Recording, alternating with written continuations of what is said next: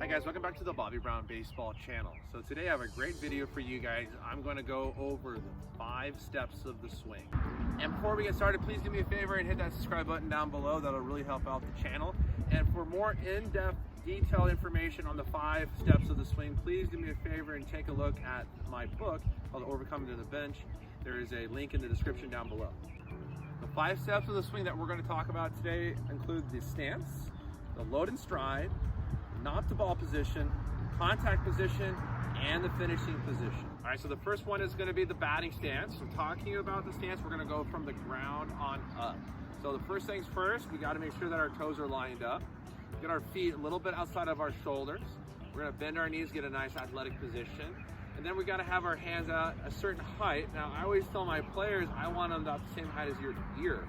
And then once we're at this position, we're going to make sure the knob of the bat pointed down towards the catcher's feet. What I talked about a lot is getting your knuckles lined up. Okay, so in our batting stance, if we don't have our knuckles lined up, it's definitely not going to help us hit the ball well. Meaning, a lot of players, they tend to have their elbows out too far. Okay, and notice how my knuckles are not lined up. How I make sure that my knuckles are lined up, a good way to check it is you're going to point your index finger straight out.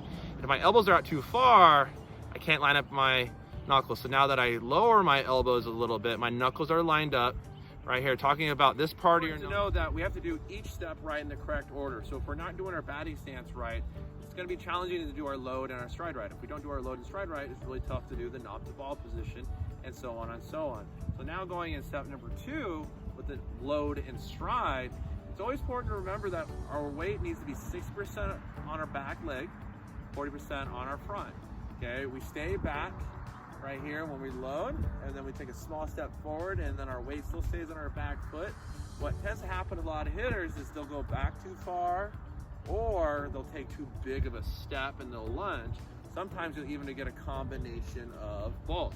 So it's important that you hitters out there, just remember, keep things simple. We're just gonna go easy load, small stride. Now we're setting up our swing for a good, successful knob to ball position, which is gonna be step number 3. This part of your bat right here is called the knob. And when we're taking the knob to ball, we need to keep our hands close to our chest. We're gonna point the knob right towards the middle part of it so that our barrel will follow next to the contact position. But going back into the knob to ball position right here, sometimes players, they tend to cast out. Casting out is when those hands go outside the ball right here. And I'll show you another position right here with when you're loading. It's nice and simple. I didn't do too much. I didn't drop my hands. Okay. Now when I take that knob to ball right here, notice how my back elbow is nice and tucked in. Knob is pointed right at the ball right now. Some coaches also use the phrase keep your hands inside the ball. That's perfectly fine. I like to use that as well. Okay, so that's when your hands are staying on the inside part of the ball opposed to going to the outside. When you go to the outside, that's when you cast out. All right, so now getting into the contact position. Notice how when I'm right here, my top hand is palm up and my bottom hand is palm down.